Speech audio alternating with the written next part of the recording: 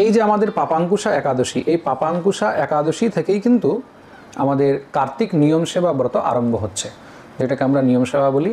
এখন অনেকে কি করেন, পূর্ণিমা থেকে পূর্ণিমা নিয়ম সেবা ব্রত করেন, কিন্তু আসলে আমাদের শাস্ত্রের মধ্যে কি বর্ণন রয়েছে, পদ্মপুরাণে নিয়ম সেবা যে ব্রত রয়েছে, কার্তিক নিয়ম সেবা ব্রত, এটা পাপাঙ্কুশা একাদশী থেকে উত্থান একাদশী পর্যন্ত বলা হয়েছে। এটাও খুব মন দিয়ে শুনবেন। তা যারা নিয়ম সেবা ব্রত করবেন তারা এই একাদশী থেকেই ব্রত আরম্ভ করবেন। আর উত্থান একাদশী পর্যন্ত এই 1 মাস একাদশী এই নিয়ম সেবার ব্রত চলবে। তা নিয়ম সেবা ব্রত কিভাবে করবেন? নিয়ম সেবা ব্রত সর্বপ্রথম নিয়ম সেবার মধ্যে কি কি করা উচিত, কি করা উচিত নয়, যারা নিয়ম সেবা ব্রত করছেন, নিয়ম সেবা ব্রতের মধ্যে সাধারণ যে সামুদ্রিক লবণ, হলুদ, তেল বা অন্য মশলা ইত্যাদি, অন্যান্য শাক সবজি ইত্যাদি এগুলো খাওয়া বর্জন। তাহলে আপনারা একদম সিম্পল যে ঘিয়ের মধ্যে বা সাদা তেল যেগুলো হয় তার মধ্যে আপনারা রান্না করে, সাদা তেলের মধ্যে যেগুলো বনস্পতি তেল সেগুলো খাওয়া উচিত নয়। যেরকম বাদামের তেল আছে বা আপনার সানফ্লাওয়ার আছে, এগুলোর মধ্যে আপনারা রান্না করে খেতে পারেন। আলু, পেঁপে, কাঁচা কলা, যেগুলো আমাদের জমিকন্দ হয়, যেগুলো ভূমির মধ্যে যে কন্দমূল হয়, সেগুলো আপনারা খেতে পারেন নিয়ম সেবার মধ্যে। যেরকম আপনাদের ওল, তারপরে কচু, হ্যাঁ, এসব জিনিস আপনারা রন্ধন করে খেতে পারবেন। আর নিয়ম সেবার মধ্যে একবেলাই অন্ন খাওয়া উচিত, একবেলার বেশি অন্ন গ্রহণ করা উচিত নয়, এটা মনে রাখবেন।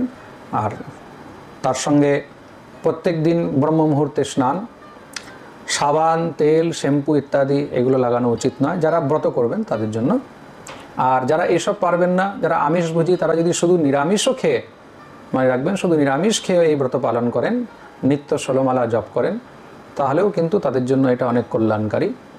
আর যারা বিধিবিধান দিয়ে এই ব্রত পালন করবেন, তারা খাবারের যত নিয়ম আছে এগুলো মানবেন। তার সঙ্গে ব্রহ্ম মুহূর্তে, প্রতিদিন ব্রহ্ম মুহূর্তে স্নান করতে হবে, সূর্যোদয়ের পূর্বে ঠাকুরের মঙ্গলা করবেন। তৎপশ্চাৎ যত আমাদের গৌড়ীয় সম্প্রদায়ের অন্তর্ভুক্ত যেই ভগবানের পদাবলী ইত্যাদি রয়েছে সেগুলো গায়ন করবেন ঠাকুরের সম্মুখে, ভগবান তাতে অত্যন্ত প্রসন্ন হন। আর এই নিয়ম সেবার মধ্যে যেই ভালো ভালো আমাদের তিথিগুলো আছে, উৎকৃষ্ট তিথি, সেগুলোকেও পালন করা উচিত। যেরকম একাদশীর পরেই আমাদের পড়বে শরৎ পূর্ণিমা। শরৎ পূর্ণিমার দিন কোজাগরী লক্ষ্মী পূজাও হয়। তা যারা গৃহস্থ তারা লক্ষ্মী পুজো অবশ্যই করবেন, করা উচিত। গৃহের মধ্যে যদি ভগবতী লক্ষ্মীর কৃপা চান, কোজাগরী লক্ষ্মী পুজোর দিন লক্ষ্মী পুজো অবশ্যই করা উচিত। আর তার সঙ্গে শরৎ পূর্ণিমার দিন ভগবান শ্রী রাধা গোবিন্দকে রাত্রিবেলায় ঘরের বাইরে নিয়ে আসা উচিত, যেন তারা চন্দ্রমা দর্শন করে। ঠাকুরকে এমন জায়গায় রাখা উচিত যেখান থেকে চন্দ্র দর্শন হয়। সেই রাত্রিতে ভগবানকে পায়েস বানিয়ে ভোগ অবশ্যই লাগানো উচিত শরৎ পূর্ণিমার রাত্রিতে। খুব মন দিয়ে শুনবেন। আর শরৎ পূর্ণিমার পরে তারপরে আসছে আমাদের বহুলা অষ্টমী, যেটাকে আমরা অহৈ অষ্টমী বলি। অনেকে জিজ্ঞাসা করে, মহারাজজি অহৈ অষ্টমীটা কি, বহুলা অষ্টমীটা কি? তাই এই বিষয়ে জেনে রাখুন। অহৈ অষ্টমী, বহুলা অষ্টমী কার জন্য করা হয়? শাস্ত্রের মধ্যে বহুলা অষ্টমী, অহৈ অষ্টমী পুত্র প্রাপ্তির জন্য বলা হয়েছে। যাদের ঘরে পুত্র সন্তান রয়েছে, পুত্রের মঙ্গল কামনার জন্য, বা যার এখনো পুত্র হয়নি, এটা কিন্তু পুত্রীর জন্য নয়, এটা একমাত্র পুত্রের জন্য বলা হয়েছে। যার ঘরে পুত্র আছে তাকে পুত্রের মঙ্গল কামনার জন্য এদিন উপবাস করে ব্রত অবশ্যই করা উচিত। এবং যার পুত্র সন্তান হয়নি তাকে পুত্র সন্তানের কামনার জন্য অহৈ অষ্টমী, বহুলা অষ্টমীর ব্রত করা উচিত। তৎপশ্চাৎ রাত্রিবেলা রাধাকুণ্ডে স্নান। রাধাকুণ্ড, গিরিরাজ তটে যে রাধাকুণ্ড, সেই রাধাকুণ্ডটে স্নানের অত্যন্ত মহিমা রয়েছে। তা রাধাকুণ্ডে স্নানের মহিমা, যারা যারা গিরিরাজে আসছেন, বৃন্দাবনে আসছেন, তারা রাধাকুণ্ড স্নান অবশ্যই করবেন। আর কার্তিক মাসে বিশেষ করে যেই জিনিসটা আমাদের সবাইকে করা উচিত সেটা হলো দীপদান। খুব মন দিয়ে শুনবেন। কার্তিক মাসে দীপদান অবশ্যই করবেন। দীপদান কখন করবেন? হয় মঙ্গলার সময় ভোরবেলায়, আর নয় সন্ধ্যাবেলায়। এই দুটি সময় দীপদানের জন্য শ্রেয়স্কর, সন্ধ্যাবেলায় আর নয় ভোরবেলায়, মঙ্গলার সময়। দীপদান কোথায় কোথায় করা উচিত? সর্বপ্রথম বিষ্ণু মন্দিরে, ভগবান শ্রীহরির বিগ্রহের সামনে। তারপরে দ্বিতীয়ত হলো তুলসী তলায়। খুব মন দিয়ে শুনবেন। তুলসী তলায় দীপদান। যদি তুলসী বৃক্ষ না থাকে তাহলে সেখানে কোনো অশ্বত্থ বৃক্ষের নিচে, আমলকি বৃক্ষের নিচে, বা কোনো নদীর তটে, বা কোনো কুণ্ড তটে, বা কোনো সরোবরের তটে, জলাশয়ের নিকট, সেখানেও দীপদান করা যায়। এই দীপদানের অত্যন্ত মহিমা। কার্তিক মাসের দীপদানের মহিমা, আপনি যদি সমস্ত সব নিজের অর্থ সম্পত্তিও দান করে দেন, মনে রাখবেন সেটাও কিন্তু দীপদানের সামনে স্বল্প। তার জন্য দীপদানের অত্যন্ত মহিমা রয়েছে, যত পারবেন তত দীপদান করবেন কার্তিক মাসে।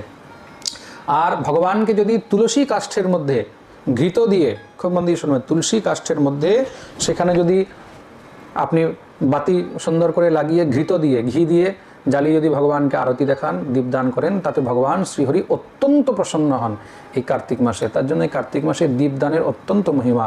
ধূপদান, দীপদান এগুলোর অত্যন্ত মহিমা।